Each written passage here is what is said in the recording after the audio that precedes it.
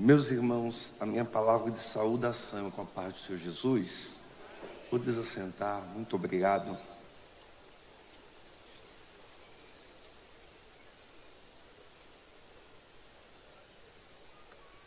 Por favor, encontre o Evangelho escrito por Mateus. Enquanto os senhores acham a referência do capítulo de número 21, eu quero fazer algumas considerações. E eu começo agradecendo a Deus, uma vez mais, a oportunidade de poder servi-lo, servindo a sua igreja. E poder estar em casa é um privilégio indizível para mim. É muito bom. E eu agradeço a Deus esta oportunidade uma vez mais. Minha gratidão a Deus pela vida do pastor José Wellington. Muito obrigado pela confiança de sempre. Eu estive num gabinete do pastor Wellington apresentando este livro e eu fiz uma pergunta para ele. E presenteando, eu disse: pastor, qual é o segredo da longevidade, dessa lucidez? Eu estava com o pastor Marco e o pastor Wellington me disse: você escreveu sobre o segredo, é orar. E disse mais para mim: parabéns por escrever, porque quando a gente fala, geralmente esquecemos, mas quando se escreve, as palavras ficam para gerações futuras. Obrigado pelas palavras, pastor José Wellington Neto. Deus possa continuar abençoando o senhor ricamente. Pastor Eduardo, obrigado pela atenção, pelo convite. Eu creio que, citando esses pastores, eu me estendo a toda esta igreja. Deus possa continuar abençoando. Eu trago a paz do Senhor do pastor Marco Almeida, que é o nosso setorial ali. Ele tem nos dado um apoio singular, e sempre que eu tenho uma oportunidade de mencionar, eu agradeço pelo apoio que ele tem dado à minha vida. Não posso deixar de agradecer a Deus pela vida da irmã Laís. A irmã Laís é a minha esposa e é a pessoa que eu tenho dito que tem sido o refrigério de Deus para a minha vida, me apoiando, orando, cuidando tão bem de mim. Deus possa continuar abençoando ricamente. Meus irmãos, Mateus capítulo 21, eu quero ler do versículo 28 até o versículo 32. O título fala sobre a parábola dos dois filhos.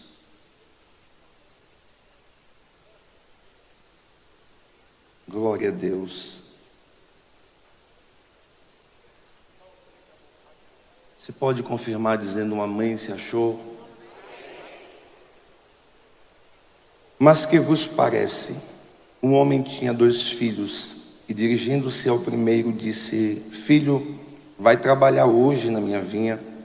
Ele, porém, respondendo, disse: não quero. Mas depois, arrependendo-se, foi.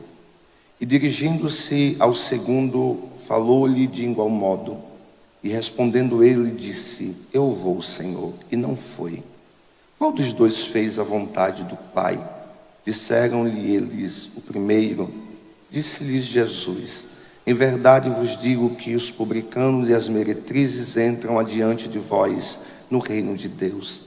Porque João veio a vós no caminho de justiça, e não crestes. Mas os publicanos e as meretrizes o creram.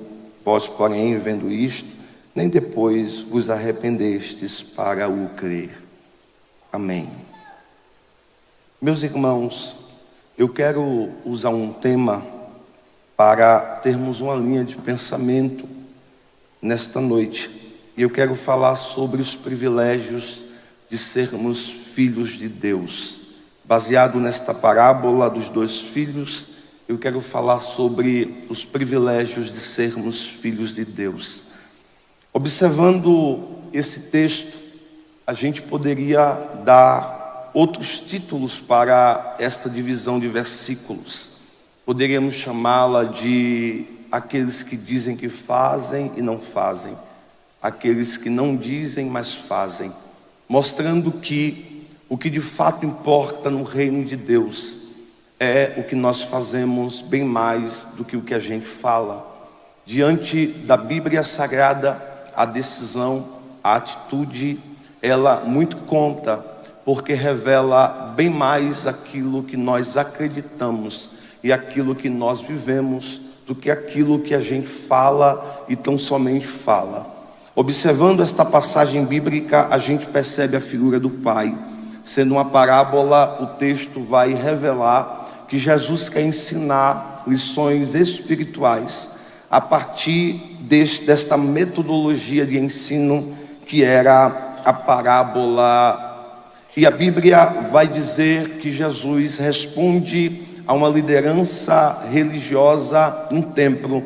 Para poder contar esta parábola é necessário observarmos o contexto. E no contexto, Jesus está ensinando, Jesus está curando e efetuando o que ele veio fazer. E chega a liderança no templo e diz para Jesus: é na autoridade de quem que você faz e ensina? Jesus olha para eles e devolve uma pergunta e diz assim: eu respondo qual é a autoridade em que eu ensino, se vocês me responderem. O batismo de João era do céu ou era da terra? De onde era o batismo de João? Eles olham para Jesus e pensam: se dissermos que era do céu, João, como profeta, ele pode dizer para a gente: por que vocês não creem em João? Se dissermos da terra, João era profeta e o povo tinha João como profeta, nós seremos apedrejados. Diante disso, eles preferem não falar nada. Jesus diz para eles: já que vocês não responderam, eu também não vou responder, mas eu quero contar uma parábola. O que vos parece? Um homem tinha 2 filhos, chegou para o primeiro e disse: filho, vai trabalhar na minha vinha hoje. E ele disse: não quero. Depois, arrependido, foi trabalhar na vinha. Chegou para o segundo e disse: filho, vai trabalhar na vinha hoje. Ele disse: eu vou, Senhor. Mas depois não foi. Qual dos 2 fez a vontade do Pai? Eles responderam: o primeiro, o que disse que não ia, mas foi. Jesus vai e associa a parábola à resposta da questão anterior, e dizendo que João veio no caminho de justiça pregando, mas eles não acreditaram.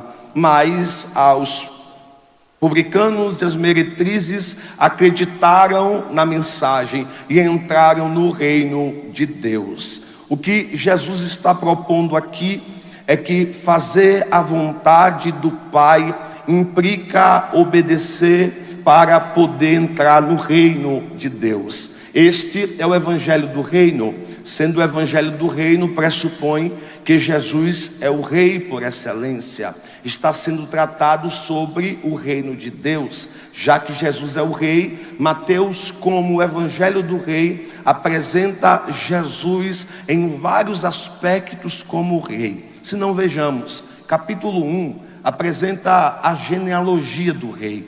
Capítulo 2 apresenta o nascimento do rei. Capítulo 3 apresenta o rei na sua identidade. Capítulo 4 apresenta a tentação ao rei. Capítulo 5 apresenta a felicidade do rei nas bem-aventuranças. Capítulo 6 apresenta a oração do rei. Capítulo 7 apresenta o critério do rei. Capítulo 8 apresenta o poder do rei. Capítulo 9 apresenta a autoridade do rei. Capítulo 10 apresenta os embaixadores do rei. Capítulo 11 apresenta o convite do rei: vinde a mim, todos os que estão cansados e oprimidos, e eu vos aliviarei. Capítulo 12 apresenta o senhorio do rei. Capítulo 13 apresenta a pregação do rei. Capítulo 14 apresenta o domínio do rei. Capítulo 15 apresenta a instrução do rei. Capítulo 16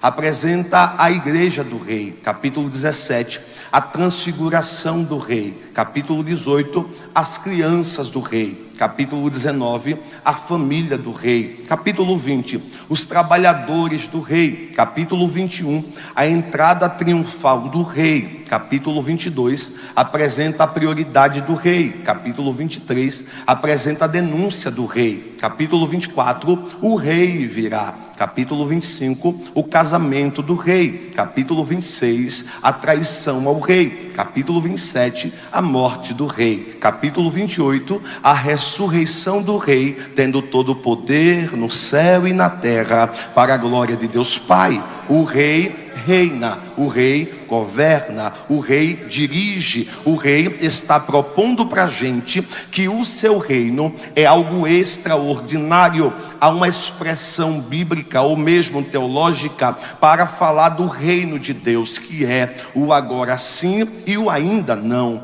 No agora sim, nós experimentamos a ideia, a manifestação do reino do rei para a nossa vida. No ainda não, nós temos a esperança de que no futuro nós iremos participar do reino que o rei manifestará literalmente na terra, no céu, e assim em toda a sua dimensão. Baseado nesta proposta bíblica, precisamos entender que Jesus apresenta Deus como um pai. Aqui eu tomo isto como figura. Deus como um pai. Os dois filhos podem representar cada um de nós. O filho que ouve diz que faz e não faz. O filho que ouve diz que não vai fazer e faz. E as lições se apresentam baseadas no relacionamento que cada filho tem com o seu pai. Deus na Bíblia e o nosso relacionamento com Ele é apresentado de várias maneiras. Por exemplo, nós nos relacionamos com Deus, Ele sendo pastor, nós sendo ovelhas. Nós nos relacionamos com Deus, Ele sendo amigo e a gente agindo reciprocamente. Nós nos apresentamos ou nos relacionamos com Deus, Ele sendo pai, nós sendo filhos. Nós nos relacionamos com Deus de várias maneiras. E aqui a ideia justamente está baseada no relacionamento entre Deus sendo pai e nós sendo seus filhos. E como filhos, nós recebemos privilégios do Pai que são muito caros. Deus criou tudo e a partir da conversão, a partir de Jesus Cristo, a partir do arrependimento, nós estamos no status de filhos para louvor e glória do nome do Senhor. E a primeira lição, rapidamente aqui, sobre as bênçãos, os privilégios que nós temos como filhos, é que a nossa condição ou o nosso status está revelado, porque o pai chega e diz: filho, vai trabalhar na minha vinha hoje. Filho é a expressão de afeição. Filho é a expressão de amor. Filho é a expressão de identidade. Filho é a expressão de relacionamento. Então, quando o pai chama de filho, nós percebemos que o nosso status é de filho. Como filho, nós temos pelo menos 3 acessos a Deus. O primeiro acesso está através da oração. E na oração do Pai Nosso, o autor escreve: Pai nosso que estás no céu, santificado seja o teu nome, venha o teu reino, seja feita a tua vontade, assim na terra como no céu. O pão nosso de cada dia dá-nos hoje. Perdoai as nossas ofensas, assim como perdoamos quem tem nos ofendidos. Ou seja, como filhos, chegamos ao Pai em oração. E na oração nós recebemos de Deus bênçãos extraordinárias. Ainda como filhos, chegamos diante do Pai na adoração, porque disse Jesus a samaritana: o Pai procura verdadeiros adoradores que adorem em espírito e em verdade. Em segundo lugar está a adoração. Em terceiro lugar, nós recebemos de Deus o acesso pelo amor. E Paulo, escrevendo o Cântico de Vitória, ele vai dizer uma das verdades mais célebres da história: o que nos separará do amor de Deus que está em Cristo Jesus, nosso Senhor. E Paulo começa a elencar o que não pode nos separar: coisas presentes ou futuras, coisas presentes ou eternas, coisas que são transitórias ou não. Nada pode nos separar do amor de Deus que está em Cristo Jesus, nosso Senhor.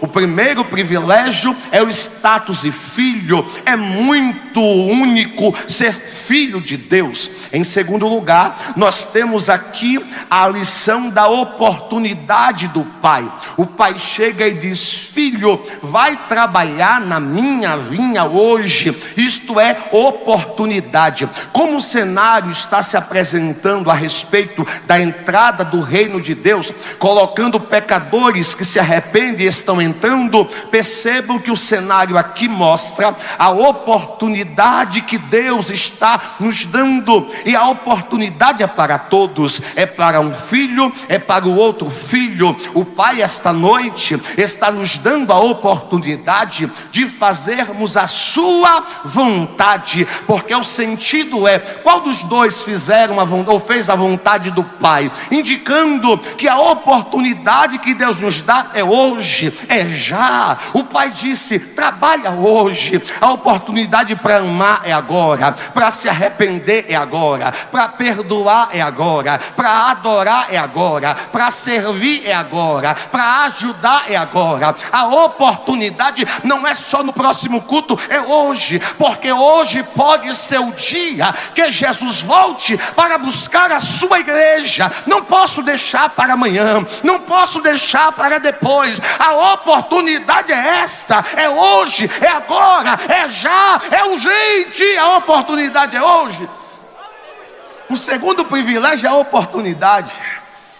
E quem é pai aqui entende muito bem. Às vezes o filho não faz a vontade do pai, mesmo assim o pai vai dar a oportunidade. Mesmo assim o pai chega e diz: eu vou te dar mais uma oportunidade. E esta noite o pai está nos dizendo: eu te dou mais uma oportunidade. Eu te dou mais uma oportunidade. Eu te dou mais uma oportunidade. Aleluia, aleluia. A graça de Deus nos dá a oportunidade esta noite de servi-lo. O que eu acho lindo em Deus é que Ele não joga fora, Ele dá outra oportunidade. O que eu acho lindo em Deus é que Ele permite que a gente se achegue, se aproxime, chegue ao trono da graça para desfrutar da oportunidade que Ele nos dá. A terceira lição é a segunda chance do pai, porque o pai dá a oportunidade e dá uma segunda chance. Aonde é que está explícito isto? O filho chega e diz assim: pai, eu não quero. Ele manifestou o desejo de não fazer, mas depois se arrependeu. Se Deus fosse qualquer um de nós, poderia dizer: não, já que você não foi, eu não vou mais querer você não. Já que você não quer, eu não quero mais você não. Mas o pai disse: agora você quer? Então tem uma segunda chance para você. Aleluia, aleluia. O pai te está dando segunda chance esta noite. Aleluia. E deixa eu dizer uma coisa: nós temos aqui um duplo arrependimento. Nós temos o arrependimento de quem diz que faria e não fez, e o arrependimento de quem diz que não faria e passou a fazer. E como é que isso se aplica a nós? Tem gente que está no nosso meio, se arrependeu de estar no nosso meio e saiu. Tem gente que está lá fora, se arrependeu de estar lá fora e chegou. Deixa eu dizer uma coisa: não se arrependa deste lugar. Não se arrependa do ministério. Não se arrependa da casa do Pai. Não se arrependa de cantar, de pregar, de servir aqui. Não se arrependa desta oportunidade. Os dias são difíceis, tem dias de lágrimas, de sofrimento, mas vale a pena estar fazendo a vontade do Pai. Tem dias que a gente chora, parece que é luta em cima de peleja, mas vale a pena fazer a vontade do Pai. Não se arrependa desta casa, deste lugar. Tem gente indo embora, mas Deus está contando com quem quer ficar. Aproveite a segunda chance.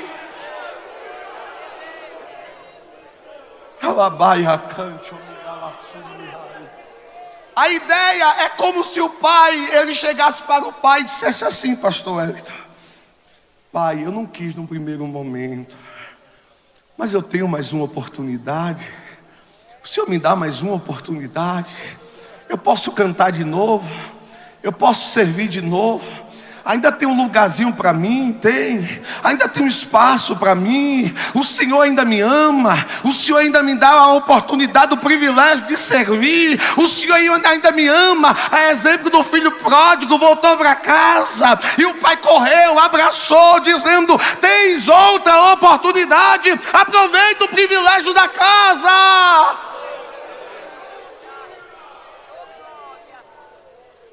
Qual é o quarto privilégio? A vontade do Pai é boa, perfeita e agradável. E por que isso é um privilégio? Porque estar sob a vontade de Deus é estar no melhor lugar que a gente pode estar. Mas Elias foi para o Querite, era o melhor lugar. O povo estava num deserto, era o melhor lugar. O melhor lugar para se estar não é onde a gente imagina que é. O melhor lugar é estar no centro da vontade. Aleluia. Vou dizer de novo. O melhor lugar é estar no centro da vontade de Deus. Oh glória, oh glória.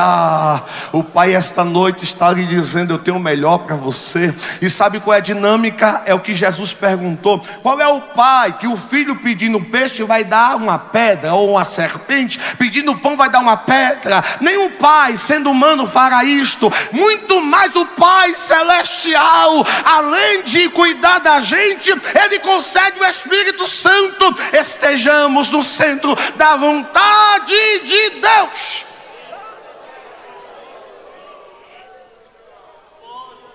Eu vou encerrar. Jesus pergunta: qual dos dois fez a vontade do Pai? Aí sabe o que está acontecendo aqui? Uma manifestação de fé. Porque o pregador veio pregar. E esta noite eu estou pregando dizendo que Jesus salva, Jesus cura, batiza com o Espírito Santo e em breve voltará para buscar a igreja. Aleluia. Qual é o privilégio? É que o Pai tem uma mensagem para o seu filho. Deus tem uma mensagem para o Senhor, para a senhora esta noite. Coisa linda é ouvir o Pai falar. Coisa linda é ouvir a mensagem do Pai. Oh glória. E esta noite o Pai está lhe dizendo: és meu filho, eu te dou a oportunidade, eu te dou a segunda chance. E o que é que o Pai quer como resposta? A fé. A fé é o firme fundamento das coisas que não se vê, mas é prova das coisas que se espera. Sem fé é impossível agradar a Deus, porque importa que aqueles que se aproximam de Deus creia que Deus existe e é galardoador de quem o busca. E eu termino dizendo: não duvide da promessa, não duvide do Pai, não duvide do projeto, não duvide do plano. O Pai tem o melhor para a nossa vida. Estejamos sob a vontade dEle, acreditando e confiando que tudo dará certo para a glória de Deus. Deus abençoe.